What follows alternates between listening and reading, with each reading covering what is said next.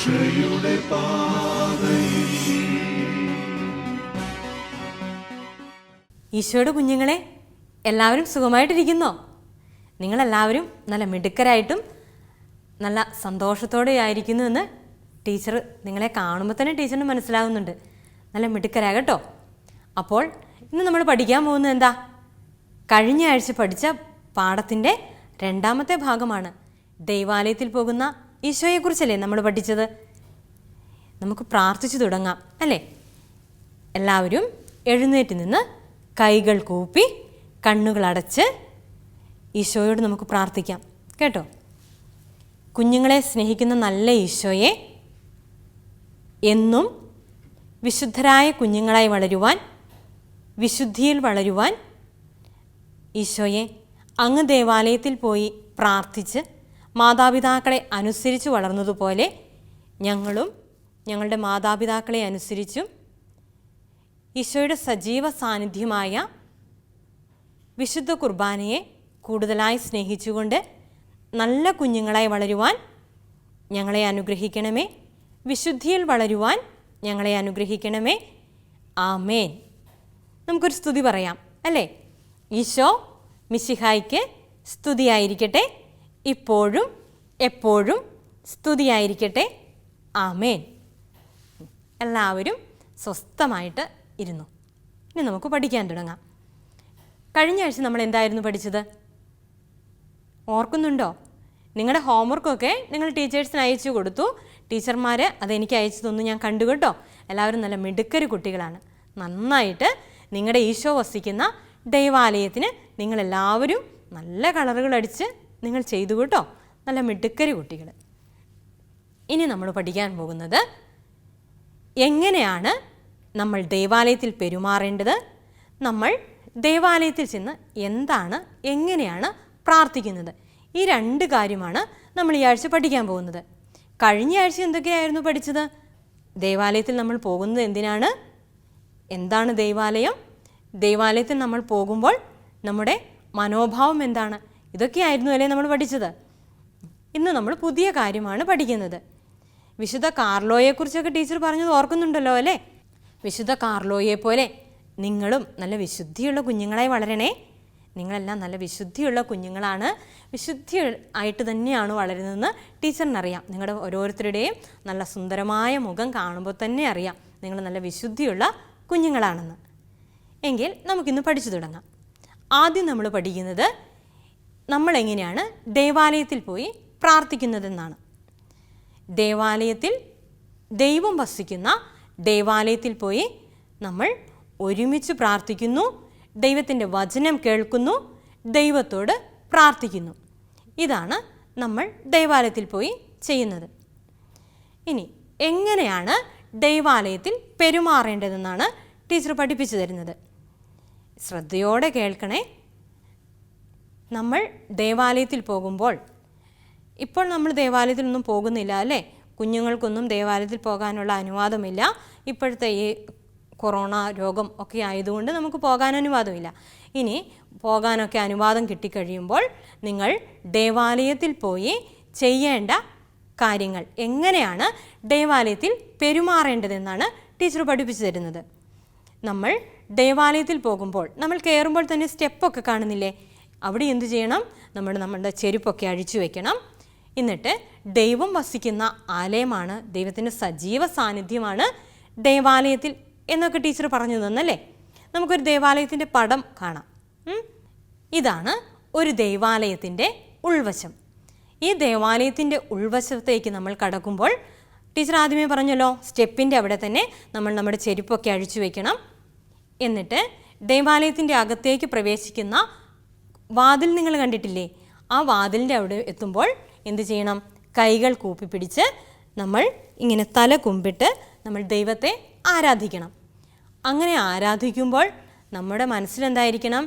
എൻ്റെ ഈശോയെ, ഞാൻ അങ്ങയെ ആരാധിക്കുന്നു എന്ന് മനസ്സിൽ പറഞ്ഞുകൊണ്ട് വേണം നമ്മൾ ദൈവത്തെ ആരാധിക്കാൻ.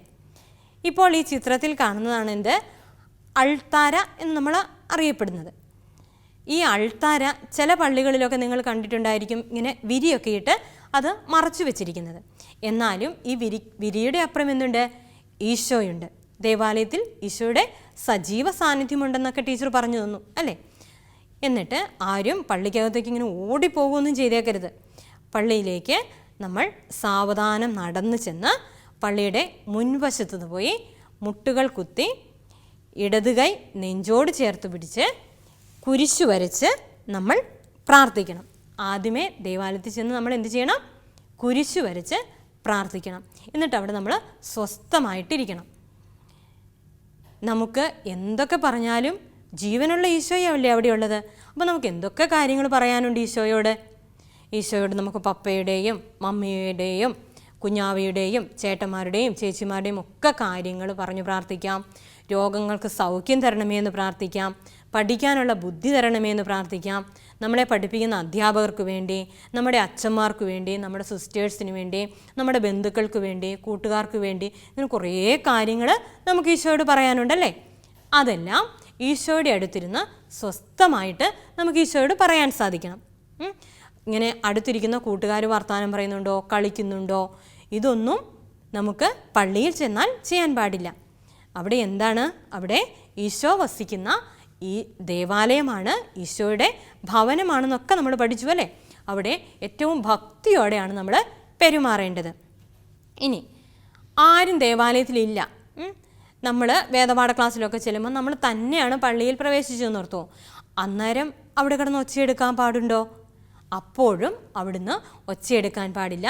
നമ്മൾ എപ്പോൾ ദേവാലയത്തിൽ പ്രവേശിച്ചോ അപ്പോഴൊക്കെ നമ്മൾ ഏറ്റവും ഭക്തിയോടെ വേണം നമ്മൾ ദൈവാലയത്തിൽ പ്രവേശിക്കുവാൻ, ദൈവത്തോട് പ്രാർത്ഥിക്കുവാൻ. കാരണം ദൈവത്തിൻ്റെ സജീവ സാന്നിധ്യം, ദൈവം എപ്പോഴും ജീവനോടെ വസിക്കുന്ന ഇടമാണിവിടം ദൈവാലയം. ടീച്ചർ പറഞ്ഞു അല്ലേ, തിരുവോസ്തിയിൽ ഈശോയുണ്ട്, തിരുവോസ്തിയാണ് ഈശോ എന്നൊക്കെ ടീച്ചർ പറഞ്ഞു തന്നില്ലേ. അപ്പോൾ ഈ ഈശോ വസിക്കുന്ന വിശുദ്ധ കുർബാനയായി ഈശോ വസിക്കുന്ന ഇടമാണ് ഏത്? സക്രാരി. ഈ ചിത്രത്തിൽ നിങ്ങൾ കണ്ടോ? ഇതാണ് സക്രാരി. ഈ സക്രാരിയിൽ നല്ല സ്വർണ്ണ പാത്രത്തിൽ ആണ് ഈശോ ഇരിക്കുന്നത്. ഈ സക്രാരിയിൽ ഈശോ വസിക്കുമ്പോൾ നമുക്ക് നമ്മുടെ എല്ലാ കാര്യങ്ങളും നമുക്ക് ഈശോയോട് പറഞ്ഞാൽ ഈശോ സാധിച്ചു തരും. അതുകൊണ്ട് ഈശോ ദേവാലയത്തിലുണ്ട്. അതുകൊണ്ട് ദേവാലയത്തിൽ പോകാൻ നമുക്ക് എപ്പോഴും ആഗ്രഹമുണ്ടാകണം. അവിടെ ചെന്ന് കഴിഞ്ഞാൽ എനിക്കെൻ്റെ ഈശോയോട് എല്ലാ കാര്യങ്ങളും പറയണം എന്നുള്ള ഒരു ആഗ്രഹത്തോടെ വേണം എപ്പോഴും ദേവാലയത്തിൽ പോകാൻ. അവിടുന്ന് ഓടിച്ചാടി നടക്കാനോ കൂട്ടുകാരുടെ കൂടെ കളിക്കാനോ നമ്മൾ കൊണ്ടുപോകുന്ന ബിസ്ക്കറ്റ്, പഴങ്ങൾ, പാല് അങ്ങനത്തെ ഒന്നും കുടിക്കാനും കളിക്കാനുമുള്ള സ്ഥലമൊന്നുമല്ല ദൈവാലയം. ഇതൊക്കെ ചെയ്യേണ്ടത് എവിടെയാണ്? ദൈവാലയത്തിന് പുറത്ത് വീടുകളിലൊക്കെ ചെല്ലുമ്പോഴാണ് നമ്മളിതൊക്കെ ചെയ്യേണ്ടത്. ഇനി നിങ്ങളുടെ പാഠപുസ്തകത്തിൽ 47-ാമത്തെ പേജിൽ ഒരു ഹോംവർക്കുണ്ട്. ഈശോയെ പോലെ ഞാനും എൻ്റെ മാതാപിതാക്കളോടൊപ്പം ദൈവാലയത്തിൽ പോകും എന്നൊക്കെ പറഞ്ഞ്. അപ്പോൾ നിങ്ങൾ നിങ്ങളുടെ മാതാപിതാക്കളോട് ചോദിച്ച് അവിടെ ഉചിതമായ പദം തിരഞ്ഞെടുത്ത് എഴുതുകയാണ് ചെയ്യേണ്ടത്. മാതാപിതാക്കളോട് ചോദിച്ച് പപ്പയോടും മമ്മിയോടും ചേട്ടായിയോടും ഒക്കെ ചോദിച്ചു കഴിയുമ്പോൾ അവർ കൃത്യമായ ഉത്തരം പറഞ്ഞു തരും. നിങ്ങൾ അതവിടെ എഴുതി വയ്ക്കണം. ഒന്നാമത്തെ എന്താണ്? ഞാൻ ദൈവത്തെ സ്തുതിക്കും, കേൾക്കും, പ്രാർത്ഥിക്കും. ഇങ്ങനെ 3 എണ്ണമാണ് തന്നിരിക്കുന്നത്. അവിടെ ഏതാണോ വാക്കു വേണ്ടത് അത് നിങ്ങൾ മുകളിൽ എടുത്തെഴുതണം. അങ്ങനെ 3 എണ്ണത്തിൻ്റെയും കൃത്യമായ വാക്കുകൾ എടുത്തെഴുതി നിങ്ങളുടെ ടീച്ചറിനെ കാണിച്ചു കൊടുക്കണം കേട്ടോ. ഇനി നമ്മളൊരു വചനം പഠിക്കാൻ പോവാണ്. ഏതു വചനമാണെന്നോ? നിങ്ങളിപ്പോൾ ഈ സ്ക്രീനിൽ കാണുന്നില്ലേ? സങ്കീർത്തനം 150:1. ടീച്ചർ ആദ്യം പറഞ്ഞു തരും. നിങ്ങൾ ടീച്ചറിൻ്റെ കൂടെ ടീച്ചർ പറഞ്ഞു തന്നു കഴിയുമ്പോൾ നിങ്ങളത് ഏറ്റു പറയണം കേട്ടോ.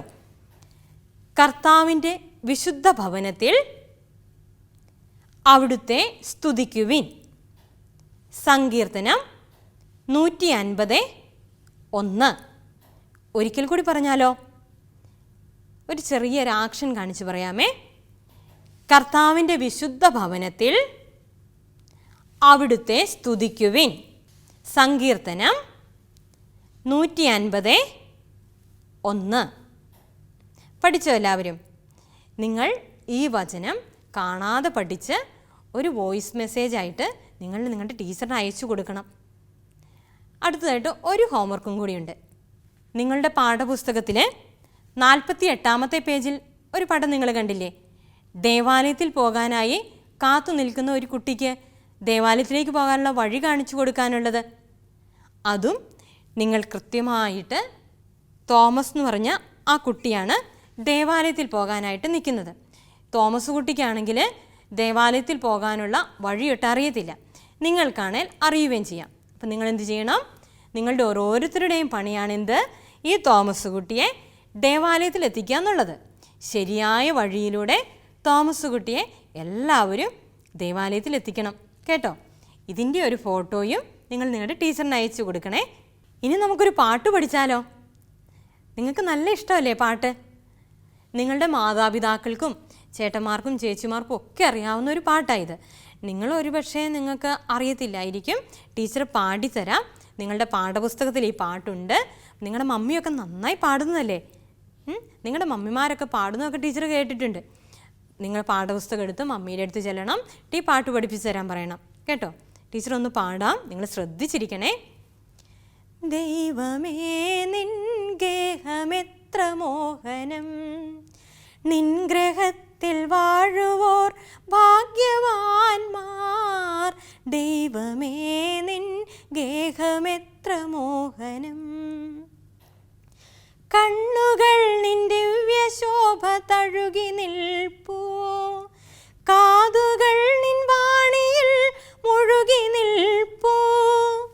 അന്യഭൂവിലായിരം ദിനങ്ങളേക്കാൾ നിൻ ഗ്രഹത്തിലേക ദിവസം കാമ്യമല്ലോ. ഇഷ്ടമായോ ഈ പാട്ട്?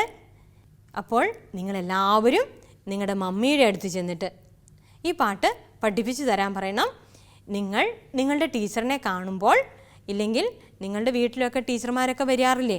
ടീച്ചർമാർ വരുമ്പോൾ ഈ പാട്ട് പാടി കേൾപ്പിക്കണം. ഇതാണ് നിങ്ങൾക്കുള്ള ഹോംവർക്ക്. 4 ഹോംവർക്കാണ് നിങ്ങൾക്കുള്ളത്. 1 ഉചിതമായ പദം തിരഞ്ഞെടുത്തെഴുതാൻ, 2 ദേവാലയത്തിൽ പോകാൻ തോമസ് കുട്ടിക്ക് വഴി കാണിച്ചു കൊടുക്കാൻ, 3 വചനം പഠിക്കാൻ, 4 ഈ പാട്ട് പഠിക്കാൻ. ഇത് 4 ചെയ്യണേ. അപ്പോൾ നമ്മൾക്കൊന്നും കൂടി ഒന്ന് ഓർത്ത് നോക്കിയാലോ? ഈ പാഠഭാഗത്തിൽ നമ്മൾ ആദ്യം മുതൽ എന്തൊക്കെയാണ് പഠിച്ചതെന്ന്. മാതാപിതാക്കളോടൊത്ത് ദേവാലയത്തിൽ പോയ ഈശോയെക്കുറിച്ച് പഠിച്ചു. ഈശോ അവിടെ എന്തൊക്കെയാണ് പ്രാർത്ഥിച്ചിരുന്നതെന്ന് പഠിച്ചു. എങ്ങനെയാണ് ദേവാലയത്തിൽ പോയി പെരുമാറേണ്ടതെന്ന് പഠിച്ചു. എന്താണ് ദേവാലയം എന്ന് പഠിച്ചു. എന്തിനാണ് നമ്മൾ ദേവാലയത്തിൽ പോകുന്നതെന്ന് പഠിച്ചു. ദേവാലയത്തിൽ പോയി നമ്മൾ എങ്ങനെയാണ് പ്രാർത്ഥിക്കേണ്ടതെന്ന് പഠിച്ചു. ഈ കാര്യങ്ങളൊക്കെയാണ് നമ്മൾ ഈ 2 ആഴ്ച ഈ പാഠഭാഗത്തെ ആസ്പദമാക്കി നമ്മൾ പഠിച്ചത്. അപ്പോൾ നിങ്ങൾ ഓരോരുത്തരും ഇപ്പോൾ നമുക്ക് ദേവാലയത്തിൽ പോകാൻ സാധിക്കുന്നില്ല, അതുകൊണ്ട് ഓൺലൈൻ കുർബാനയാണ് നമ്മൾ കൂടുന്നത്. എല്ലാ ദിവസവും നിങ്ങളുടെ പപ്പയ്ക്കും മമ്മിക്കും ഒക്കെ സാധിക്കുന്ന സമയത്ത് TV-യിൽ കുർബാന വരുന്നുണ്ട്, ചാനലുകളിലുണ്ട്, അതുപോലെ മൊബൈലിൽ നിങ്ങൾക്ക് കാണുവാൻ സാധിക്കും. അപ്പോൾ പപ്പയോടും മമ്മിയോടും ഒക്കെ പറഞ്ഞ് എല്ലാ ദിവസവും കുർബാന കാണാൻ നിങ്ങൾ മറക്കരുത്. ഈ കുർബാന കണ്ട് അതിലെ പാട്ടുകൾ, സിസ്റ്ററൊക്കെ പഠിപ്പിച്ച പാട്ടുകളില്ലേ, ഈ പാട്ടുകളെല്ലാം കുർബാനയിലുള്ളതാണ്. വിശുദ്ധ കുർബാനയുള്ള പാട്ടുകളാണ് സിസ്റ്റർ പഠിപ്പിച്ചത്. ഈ പാട്ടുകളെല്ലാം നിങ്ങൾ പഠിക്കണം. ദേവാലയത്തിലേക്ക് പോകുമ്പോൾ പ്രാർത്ഥനയൊക്കെ നമ്മൾ നല്ല ഭക്തിപൂർവ്വം ചൊല്ലണം, ഉച്ചത്തിൽ. അതല്ലേ നമ്മൾ ശബ്ദമുയർത്തി പാടാനൊക്കെ പഠിച്ചത്. ദേവാലയത്തിൽ പോയി നമ്മൾ പ്രാർത്ഥിക്കുമ്പോൾ നല്ല സ്വരമുയർത്തി കൈകൾ കൂപ്പി കണ്ണുകൾ അടച്ചോ ഇല്ലെങ്കിൽ കണ്ണുകൾ തുറന്നാണേലും ഈശോയെ നോക്കി നിന്ന് അങ്ങോട്ടും ഇങ്ങോട്ടും ഒന്നും നോക്കാതെ നല്ല മിടുക്കരായി നിന്ന് നിങ്ങൾ പ്രാർത്ഥിക്കണം കേട്ടോ. അങ്ങനെ നല്ല വിശുദ്ധിയുള്ള നല്ല കുഞ്ഞുങ്ങളായി നിങ്ങൾ വളരണം. ഇനി നമുക്ക് ഇന്നത്തെ ക്ലാസ് അവസാനിപ്പിക്കാം. എല്ലാവരും വേഗം എഴുന്നേറ്റ് നിന്നേ. വേഗം എഴുന്നേറ്റ് നിന്ന് നമ്മൾ കുരിശു വരച്ചുകൊണ്ടാണ് ഇന്നത്തെ ക്ലാസ് അവസാനിപ്പിക്കുന്നത്. കണ്ണുകളടച്ച് ഇടത് കൈ നെഞ്ചോട് ചേർത്ത് പിടിച്ച് നമുക്ക് കുരിശു വരച്ച് ഇന്നത്തെ ക്ലാസ് അവസാനിപ്പിക്കാം. വിശുദ്ധ കുരിശിൻ്റെ അടയാളത്താലെ ഞങ്ങളുടെ ശത്രുക്കളിൽ നിന്ന് ഞങ്ങളെ രക്ഷിക്കുക. ഞങ്ങളുടെ തമ്പുരാനെ, പിതാവിൻ്റെയും പുത്രൻ്റെയും പരിശുദ്ധാത്മാവിൻ്റെയും നാമത്തിൽ ആമേൻ. ഈശോ മിശിഹായ്ക്ക് സ്തുതിയായിരിക്കട്ടെ. ഇപ്പോഴും എപ്പോഴും സ്തുതിയായിരിക്കട്ടെ. ആമേൻ.